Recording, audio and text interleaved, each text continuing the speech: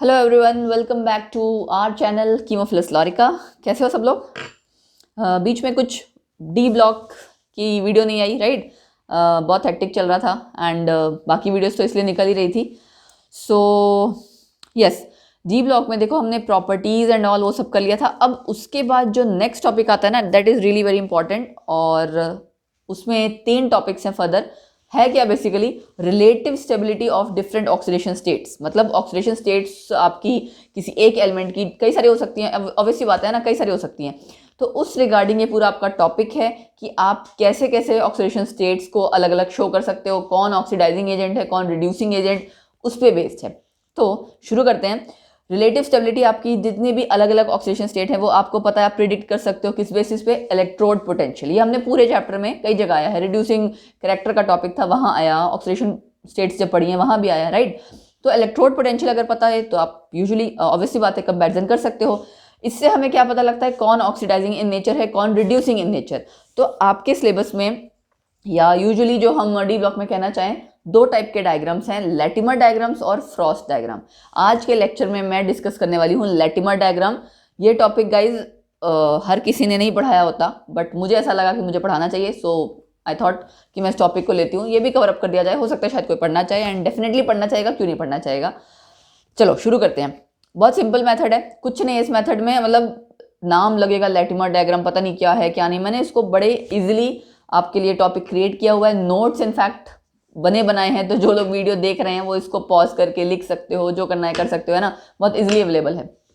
Simplest method है for displaying all the reduction potential for half reactions. मतलब ई not की जितनी भी वैल्यूज हैं, हाफ रिएक्शन क्या होता है? एक होती है पूरी reaction, Fe plus HCl FeCl3, ये तो पूरी रिएक्शन है। एक होती है Fe3 प्लस 3 इलेक्ट्रॉन, जो सिर्फ इलेक्ट्रॉन के टर्म्स में होता है ना, that is actually half reaction. तो सिंपलेस्ट मेथड है for displaying all the reduction potential for half reaction corresponding to different oxidation states. मतलब एक ही मेथड में, एक ही डायग्राम में आप सारी ऑक्सीडेशन स्टेट शो कर पाओगे, सारे रिडक्शन पोटेंशियल शो कर पाओगे, ठीक है। जो कि एक एलिमेंट एग्जिबिट कर सकता है, जितनी भी 3 4 जितनी भी, ठीक है।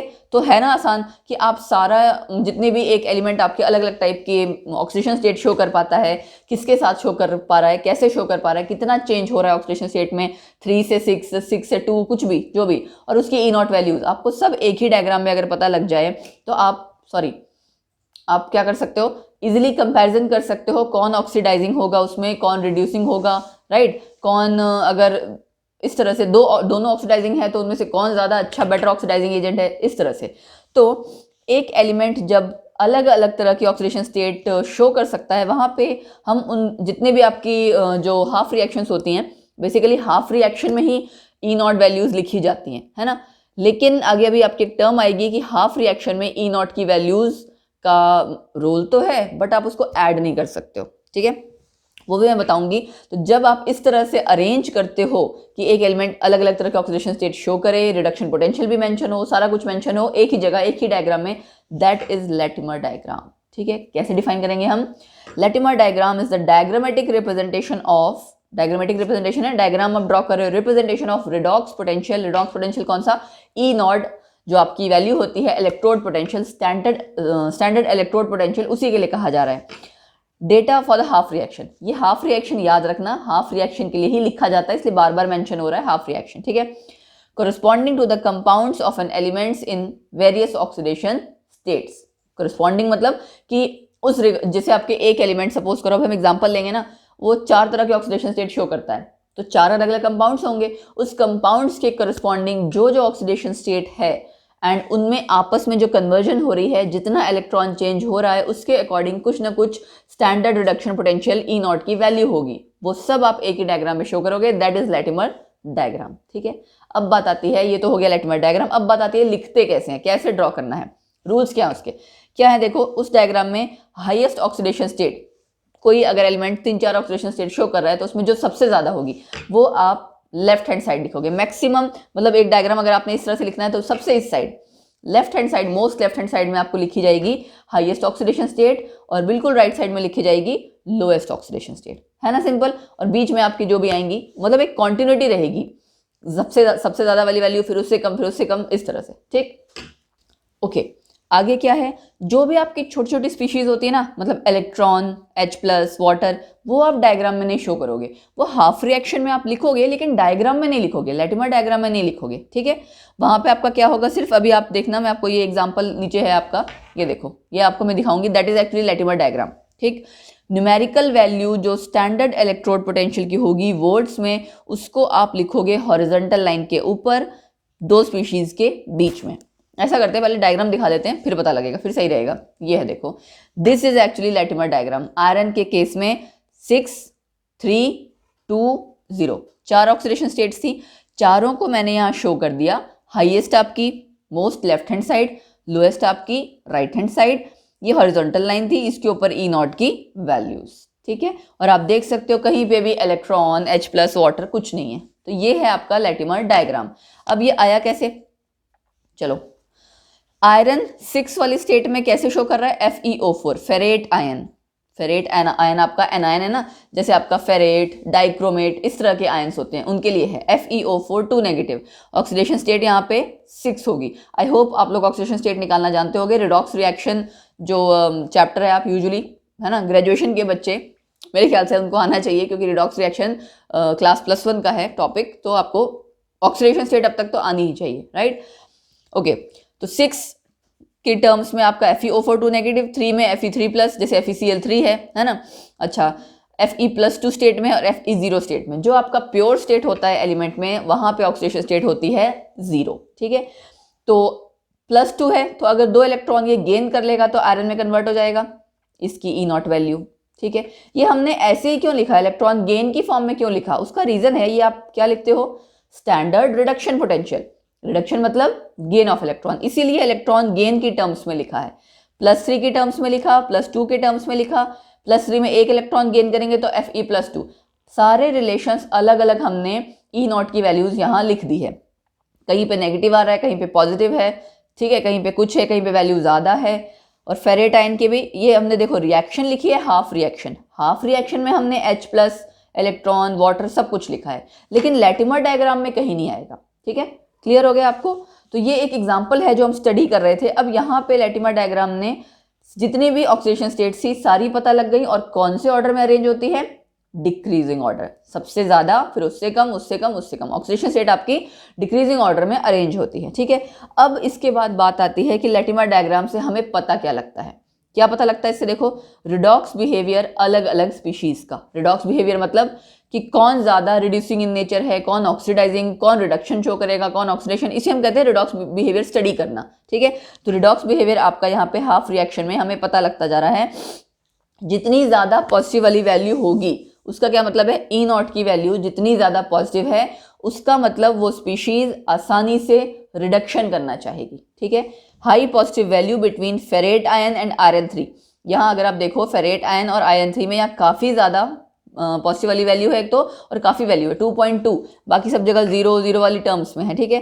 This indicates that ferrate ion can be easily reduced. जितनी ज्यादा पॉजिटिव वाली वैल्यू होगी, तो जो वहां पे ये वाली स्पीशीज होती है ना, मतलब लेफ्ट हैंड साइड वाली, एरो के लेफ्ट हैंड साइड वाली स्पीशीज आसानी से कन्वर्ट होना चाह रही है Fe+3 में, मतलब आसानी से रिड्यूस होना चाह रही है। जितनी ज्यादा E0 की वैल्यू, उसका मतलब कोई स्पीशीज जो भी आप स्टडी कर रहे हो वो आसानी से रिड्यूस होना प्रेफर करेगी। तो इसीलिए यहाँ पे मैंने लिखा high positive value between ferrate ion and iron indicates that ferrate ion can be easily reduced, और जो आसानी से रिड्यूस हो सकेगा वो कैसा बिहेव करेगा, ऑक्सीडाइजिंग एजेंट, ठीक है। इसीलिए क्रोमेट, डाइक्रोमेट, परमैंगनेट, ये सब किसकी तरह काम करते हैं, ऑक्सीडाइजिंग एजेंट के, ठीक है। वो भी इसी तरह के आपके एनायंस होते हैं ना, तो वो सब oxidizing agent, strong oxidizing agent की तरह काम करते हैं, क्योंकि जो स्पीशीज खुद रिड्यूस होती है वो दूसरे को हेल्प करती है ऑक्सीडेशन में, सो किसकी तरह बिहेव करेगी वो, ऑक्सीडाइजिंग एजेंट। उसके बाद आगे क्या आता है कि अगर कोई नेगेटिव वैल्यू है रिडक्शन पोटेंशियल की,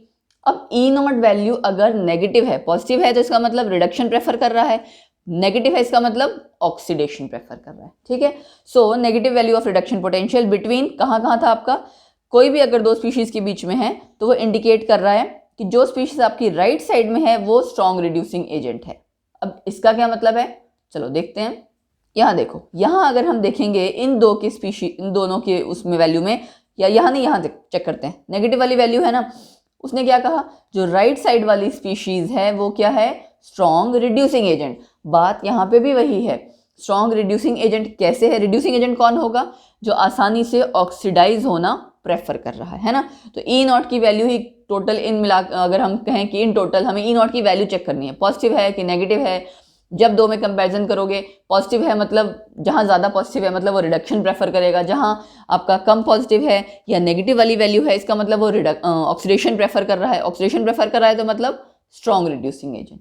ठीक है, क्लियर हो गया होगा आई थिंक आपको अब ये।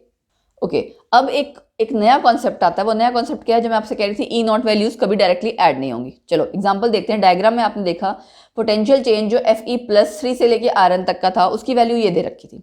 ठीक है, तो इसका मतलब क्या है कि आपका पोटेंशियल अगर सपोज करो, इसका मतलब क्या डायरेक्टली Fe+3 से Fe पे आ गए, इसको हम दो टुकड़ों में भी तोड़ सकते हैं, Fe+3 से +2 से फिर 0 पे, है ना, कर सकते हैं ना। तो अगर इनके केस में दो अलग अलग वैल्यूज हैं, इसको मैं डायरेक्टली ऐड कर देती हूँ। देखो ये आपका था ना, अगर ये आपका Fe+3 से Fe है और ये था Fe+3 से पहले दो टुकड़ों में +2 पे गया, फिर +2 से 0 पे, तो इन दोनों को मैं ऐड कर दूं, ये वैल्यू सीधे आ जाए। क्या ऐसा पॉसिबल होगा, चेक करते हैं। यहाँ पे इसको ऐड करने पे जो आपकी वैल्यू आई वो आई 0.30। ठीक है, मतलब डायरेक्टली आपने इन दो वैल्यूज को क्या कर दिया, ऐड कर दिया, आपकी वैल्यू आ गई ये। बट एक्चुअल में तो ई नॉट की वैल्यू ये है नहीं, एक्चुअल में क्या वैल्यू है ये। तो यही मैं आपको बताना चाहती थी, ई नॉट की वैल्यूज हाफ रिएक्शन के लिए कभी ऐड नहीं होती। ठीक है, याद रखना, ई नॉट की वैल्यूज इस तरह से ऐड नहीं होती, एनर्जी की वैल्यू ऐड होती है। ठीक है, पोटेंशियल में भी इलेक्ट्रोड पोटेंशियल के लिए कह रहे हैं, इलेक्ट्रोड पोटेंशियल में be added only for complete reaction. पहली बात तो हमेशा ऐड ही नहीं होता, अगर कभी ऐड हो सकता है तो सिर्फ कंप्लीट रिएक्शन के लिए, because there are no electron left over in the process. ठीक है, ओवरऑल जब रिएक्शन लिखते हो, इलेक्ट्रॉन्स सारी बैलेंस, एक एक चीज आपकी बैलेंस होती है ना, वहां पे कोई ऐसी चीज लेफ्ट ओवर नहीं रह जाती है ना, कोई इलेक्ट्रॉन का पीछे का इस तरह से वो चीज नहीं रह जाती कि आपका लूप होल रह जाए। तो कंप्लीट रिएक्शन में कोई इलेक्ट्रॉन लेफ्ट ओवर नहीं रह जाता कहीं प्रोसेस में, ओवरऑल मतलब पूरी रिएक्शन के हमारे सारे इलेक्ट्रॉन्स एक जगह में पता लग जाते हैं। तो वहां पे तो आप पोटेंशियल जो है फिर भी ऐड कर सकते हो, लेकिन हाफ रिएक्शन के केस में नहीं कर सकते। हाफ रिएक्शन में आधा आधा करके आप एक तरह से ऐड कर रहे होते हैं ना, आधा आधा करके आप रिएक्शंस प्रोसीड कर रहे हो, तो उसके केस में इलेक्ट्रोड पोटेंशियल इस तरह से ऐड ऑन नहीं होगी। लेकिन क्या कर सकते हैं, पोटेंशियल को एनर्जी में कन्वर्ट कर सकते हैं। कैसे, रिलेशन किसी को याद है ये, delta G not is equal to -NF E not, ये थर्मोडायनेमिक्स के चैप्टर में आया था, गिब्स फ्री एनर्जी। ठीक, गिब्स फ्री एनर्जी, इसमें आप कन्वर्ट कर सकते हो पोटेंशियल को। ये देख सकते हो ना आप, E नॉट की वैल्यू है, इसको हम किस में कन्वर्ट कर लेंगे, गिब्स फ्री एनर्जी। एक बार गिब्स फ्री एनर्जी में अगर कन्वर्ट कर लिया, उसको फिर हम ऐड ऑन कर सकते हैं, ऐड वगैरह करके फाइनल गिब्स फ्री एनर्जी आई, उस फाइनल गिब्स फ्री एनर्जी से एक पूरा क्या निकालेंगे, E नॉट की वैल्यू। वही E नॉट की वैल्यू आपकी वो थी 0.057। अभी हम सॉल्व करके देखते हैं तो आपको क्लियर हो जाएगा। अच्छा, रिलेशन क्या था, delta G not is equal to -NF E not. ठीक, अब ये n क्या है, जितने इलेक्ट्रॉन्स ट्रांसफर हो रहे हैं, चेंज हो रहे हैं, वो है ऑक्सीडाइजिंग एजेंट रिड्यूसिंग एजेंट के बीच में जितने इलेक्ट्रॉन्स वगैरह का चेंज हो रहा है, दैट इज n। ठीक, लेकिन ये बैलेंस केमिकल रिएक्शन में होगा। ठीक है, ये चीज याद रखना, इन सब केसेस में रिएक्शन आपकी बैलेंस्ड होनी चाहिए, अगर बैलेंस नहीं है तो आपका जो फाइनल रिजल्ट है वो सही नहीं आएगा। अच्छा, F क्या है आपका, फैराडे कांस्टेंट, कितनी वैल्यू होती है इसकी, याद है किसी को, याद होनी चाहिए, 96500 फैराडे। ठीक है, 96 मतलब कूलम, सॉरी, फैराडे की वैल्यू पता होनी चाहिए, वैल्यू याद रखना। ओके, गिब्स फ्री एनर्जीज को आप जैसे मैंने बताया पहले ऐड कर लोगे, ऐड करके उसके बाद हम क्या करेंगे, एक हमारी टोटल गिब्स फ्री एनर्जी आएगी दो अलग अलग रिएक्शंस को लेके, उसको फिर दोबारा कन्वर्ट करोगे E नॉट में। ठीक, तो जैसे आपने पहले E नॉट को गिब्स फ्री एनर्जी में कन्वर्ट किया, वैसे ही वापस आप गिब्स फ्री एनर्जी को E नॉट में भी कन्वर्ट कर सकते हो, राइट। तो यही हमें करना है इस केस में। ये जो आपका केस था ना, आपने चेक किया डायरेक्टली प्लस करके तो आंसर सही नहीं आया। अब हम क्या करेंगे, जो अभी हम मेथड लगा रहे हैं गिब्स फ्री एनर्जी में कन्वर्जन वाला, यहाँ से चेक करते हैं कि क्या ये वैल्यू आएगी। चलो चेक करते हैं। ओके, मैंने पूरा आपको देखो सॉल्व करके दिखाया हुआ है, वैसे तो it was very simple, but still iron +3 में जब हम एक इलेक्ट्रॉन ऐड करवाते हैं +2 हुआ, इसकी वैल्यू आपको दी हुई थी E नॉट की, आपने क्या किया, इसको डेल्टा G नॉट में कन्वर्ट किया। क्या फॉर्मूला था, -NF E नॉट, -N मतलब N का क्या था आपका, नंबर ऑफ इलेक्ट्रॉन चेंज, कितने इलेक्ट्रॉन चेंज हो रहे हैं यहाँ पे, 3 से 2 1, तो 1, ये आपने E नॉट की वैल्यू लिखी, फैराडे के लिए F लिख दो, कोई प्रॉब्लम नहीं है। चलो यहाँ से वैल्यू कैलकुलेट कर ली, ऐसे ही +2 वाले के लिए कैलकुलेट करी, दो वैल्यूज आ गई, एक पॉजिटिव में आई एक नेगेटिव में। ये पॉजिटिव में क्यों आई, -2, और इसकी वैल्यू जो है E0 वाली नेगेटिव वाली थी, ठीक है। तो ओवरऑल जो आपका यहाँ पे, अब इसको ऐड करोगे, जब मैंने कहा ना गिब्स फ्री एनर्जी ऐड कर सकते हैं, हमने ऐड कर लिया, ऐड करके ये चीज भी ऐड हो रही है, ऐड होगा तो ओवरऑल आपका क्या कन्वर्जन आ गया, Fe+3 से Fe, 3 इलेक्ट्रॉन चेंज का पूरा आ गया। उसकी वैल्यू कितनी है डेल्टा G0 की, ये। अब वापस हम क्या करेंगे, इसको E0 में कन्वर्ट कर लेते हैं वापस। कैसे किया हमने, E0 की वैल्यू यहाँ से कैलकुलेट कर ली, जो आपने डेल्टा G0 प्लस करके निकाला है फाइनल गिब्स फ्री एनर्जी, वो लिया, 3 इलेक्ट्रॉन का चेंज है फैराडे, ये वैल्यू आ गई। अब आई ना करेक्ट वैल्यू, यानी E0 वैल्यू आपकी डायरेक्टली ऐड ऑन नहीं होती है, ये याद रखना, इस पे बेस क्वेश्चन आता ही आता है, या तो थर्मोडायनेमिक्स में कहीं आ जाएगा, कहीं ना कहीं यूज होगा आपके। That is very very really, मुझे कहना चाहिए इंपॉर्टेंट पॉइंट है। और मेरे अपने टाइम में काफ़ी पहले एग्जाम के टाइम में मुझे ये पॉइंट पता ही नहीं था, ठीक है, और कोई यूजुअली जल्दी बताता नहीं है। तो छोटी छोटी चीज़ें हैं जो पता होनी चाहिए, एग्जाम पॉइंट ऑफ व्यू से बहुत हेल्प करती हैं। ओके, E0 की वैल्यू आपने कैलकुलेट कर ली, तो हमें यहाँ से पता लगा कि हम कन्वर्जन करके इस तरह से E0 वैल्यूज को कैलकुलेट कर सकते हैं, बट डायरेक्टली हम E0 वैल्यू को ऐड ऑन नहीं करेंगे, ठीक है। सो एक चीज़ और, यहाँ पे जो आपने वैल्यू देखी 2.20, ठीक है, ये आपकी काफ़ी ज़्यादा वैल्यू थी, मतलब एक तो पॉजिटिव वैल्यू और काफ़ी ज़्यादा वैल्यू। तो हम इसके लिए क्या कह सकते हैं कि डेल्टा G0 आपकी इस चेंज के लिए लार्ज एंड नेगेटिव आएगा, ठीक है। यहाँ से हमें देखो डेल्टा G0 से क्या पता लगता है, स्पॉन्टेनिटी का, है ना, ये भी आपका क्राइटेरिया फॉर स्पॉन्टेनिटी और फिजिबिलिटी ऑफ रिएक्शन पे था, थर्मोडायनेमिक्स का ही पार्ट है ये, कि रिएक्शन होगी या नहीं होगी। तो इस रिएक्शन में अगर आप इसको कैलकुलेट करोगे, delta G0 equal to -NFE0, यहाँ से इस वाली रिएक्शन के लिए स्पेशली, ये तो पॉजिटिव वाली वैल्यू थी, ठीक है, ये पॉजिटिव है, तो माइनस की वैल्यू कितनी आ जाएगी, ज़्यादा आएगी ना, तो लार्ज यानी ज़्यादा आएगी और ज़्यादा नेगेटिव आएगी। इसका मतलब क्या है कि रिएक्शन आपकी थर्मोडायनेमिकली पॉसिबल है। जितनी ज़्यादा डेल्टा G0 की वैल्यू, एक तो पहली बात है नेगेटिव आना चाहिए, और जितनी ज़्यादा नेगेटिव आएगी वो उतनी आसानी से रिएक्शन होगी, थर्मोडायनेमिकली उसे पॉसिबल कहा जाता है, क्योंकि ये क्राइटेरिया थर्मोडायनेमिक्स पे बेस्ड है, ठीक। तो थर्मोडायनेमिकली पॉसिबल हो गया, एंड ये आपकी जो स्पीशीज है, this can be easily reduced, ये यहाँ से भी आपको क्लियर हो गया, है ना, E0 की वैल्यू से भी और यहाँ से भी। इन अदर वर्ड्स हम क्या कह सकते हैं कि ये किसकी तरह काम करेगा, स्ट्रॉन्ग ऑक्सीडाइजिंग एजेंट, ठीक है। तो यहाँ से आपको कॉन्सेप्ट पता लगा कि डायरेक्टली हमें ऐड ऑन एक तो नहीं करना, एक वो कॉन्सेप्ट पता लगा, एक ये डेल्टा G0 वाला। अब देखते हैं कि अगर कहीं पॉजिटिव वाली वैल्यू है डेल्टा G0 वाली इस रिगार्डिंग, यहाँ तो हमने नेगेटिव वाली किया ना, कि आपकी काफ़ी ज़्यादा बड़ी वैल्यू है डेल्टा G0 की, और नेगेटिव वैल्यू आएगी जब, तो इसका मतलब रिएक्शन इजिली हो जाएगी, रिएक्शन इजिली फिजिबल है, स्पॉन्टेनियस है, फाइन, ओके। इसी तरह से अब देखो आगे बढ़ते हैं। E0 की वैल्यू अगर आप हाइड्रोजन वाली, क्योंकि आप जो एक्टिविटी सीरीज होती है, इलेक्ट्रोकेमिकल सीरीज होती है, उसमें आप किससे कंपैरिजन करते हो, हाइड्रोजन से। हम कहते हैं ना हाइड्रोजन के ऊपर कुछ एलिमेंट्स हैं, नीचे कुछ एलिमेंट्स हैं, जो ज़्यादा रिएक्टिव हैं डिस्प्लेस करेंगे, हाइड्रोजन गैस निकालेंगे, ये वो वाली चीज़ है। तो हाइड्रोजन के लिए वैल्यू तो E0 की 0 है।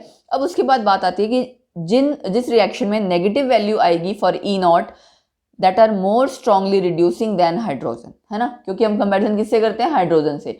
तो जहां E0 की वैल्यू नेगेटिव आ रही है, मैंने आपको अभी बताया, इसका मतलब वो ज़्यादा स्ट्रांगली रिड्यूसिंग हो जाएंगे हाइड्रोजन से, या फिर हम ये कह सकते हैं हाइड्रोजन की कंपैरिजन में वो ज़्यादा रिएक्टिव है, ठीक है। तो ये बेसिकली एक तरह से कंपैरेटिव चीज़ हो गई। लेटिमर डायग्राम से इसका कुछ लेना देना नहीं है, बट हाँ इलेक्ट्रोड पोटेंशियल का एक पॉइंट था, तो मैंने आपसे डिस्कस कर लिया। दूसरी चीज़ ये है कि G0 की वैल्यू जहाँ पॉजिटिव होगी उसे हम क्या कहेंगे, थर्मोडायनेमिकली वो रिएक्शन पॉसिबल नहीं है। E0 वैल्यूज जहाँ पे आपकी नेगेटिव होगी, तो आपको पता है ना डेल्टा G का फॉर्मूला क्या है, -NFE0, तो माइनस माइनस जहाँ आएगा वहाँ पे क्या हो जाएगा, पॉजिटिव, ठीक। तो हम क्या कह देंगे, E0 values for changes this and this, यहाँ पे दोनों की जगह नेगेटिव है, तो इसका मतलब क्या हो गया, डेल्टा G0 आपका पॉजिटिव वैल्यू आएगी एंड थर्मोडायनेमिकली पॉसिबल नहीं होगा, ये कहा जाता है। So this was all for, मुझे कहना चाहिए कि लैटिमर डायग्राम, ठीक है। एंड लैटिमर डायग्राम एक तरह का आपका पार्ट है, इसका ऑक्सीडेशन स्टेट्स को हम कैसे एक्सप्रेस करते हैं अगर एक ही एलिमेंट डिफरेंट टाइप के ऑक्सीडेशन स्टेट शो करेगा, उसके रिगार्डिंग। इसी तरह का आपका जो दूसरा टॉपिक है फ्रॉस्ट डायग्राम, वो हम अगले लेक्चर में पढ़ेंगे, बट उसके लिए आप पहले ये लेक्चर अच्छे से पढ़ लो कॉन्टिन्यूटी में। इसके लिए हाँ, इसके लिए एक चीज़ और, जो डी ब्लॉक एलिमेंट्स की सीरीज है उसमें जो ऑक्सीडेशन स्टेट वाला टॉपिक है, रिडक्शन पोटेंशियल वाला टॉपिक है, वो आपको पहले क्लियर होना ज़रूरी है। सो अगर आप लोग ने वो नहीं पढ़ा है तो प्लीज़ जाके पढ़ लो, ठीक है। डी ब्लॉक एलिमेंट की सीरीज़ आपकी पूरी प्लेलिस्ट आपको मिल जाएगी, आप वहाँ जाके पढ़ेंगे। तो लिंक भी मैं ऊपर डिस्क्रिप्शन बॉक्स में डाल दूंगी, ऑक्सीडेशन स्टेट वाला एंड इलेक्ट्रोड पोटेंशियल वाला, ठीक है। ये 2 टॉपिक्स आपके लिए पढ़ने ज़रूरी हैं आज के डायग्राम, आज वाले लेटमर डायग्राम को समझने के लिए। So this was all for this lecture and yes, last में प्लीज़ गाइज लाइक शेयर ज़्यादा से ज़्यादा करो, ज़्यादा से ज़्यादा मतलब बहुत ज़्यादा, ठीक है। एंड लाइक शेयर जितना ज़्यादा आप करोगे मुझे अच्छा लगता है, मोटिवेशन मिलती है। कमेंट सेक्शन में ज़रूर बताओ कि आपको वीडियोस कैसी लग रही हैं, क्योंकि मैं बहुत मेहनत करके वीडियोस बनाती हूँ। एंड अब तक आपने देख लिया होगा कि हाँ, वीडियोस आई होप आपको पसंद आ रही होंगी, ऐसा मैं उम्मीद करती हूँ। बाकी I am like I can say कि हाँ, किसी को नहीं भी अच्छी लग रही तो आप वो भी बता सकते हो, I am very open to that also. तो आप कमेंट सेक्शन में बताओगे तभी तो पता लगेगा कि मुझे और क्या इंप्रूव करना है ना। सो बस इतना ही कहना था। लाइक शेयर सब्सक्राइब करते रहो, इंस्टा हैंडल्स फॉलो करो जो भी आपको गिवन है, आपको पता है डिस्क्रिप्शन बॉक्स में, है ना। And yes, Facebook page that is also very important, क्योंकि वहाँ पे क्वेश्चन बहुत डलते हैं उस पर। एंड आपके जो कम्युनिटी पोस्ट है इस चैनल की, उस पर क्वेश्चंस की प्रैक्टिस रेगुलरली करो, क्योंकि वो आपको कहीं ना कहीं ज़रूर काम आएगा। अभी हो सकता है कि नहीं लग रहा, बट ज़रूर काम आएगा। नॉलेज तो कहीं ना कहीं कभी वेस्ट नहीं जाती है ना। So okay then, bye bye, take care. Next lecture में फिर मिलेंगे एक नए टॉपिक के साथ, फ्रॉस्ट डायग्राम। उम्मीद है शायद मैं वही लूँगी, फ्रॉस्ट डायग्राम, क्योंकि मैं चाहती हूँ वो टॉपिक भी इसके बाद कंटिन्यूटी में करवा दिया जाए। So okay, keep on rolling the mystery of chemistry with myself फ्लोरिका। So bye bye, take care.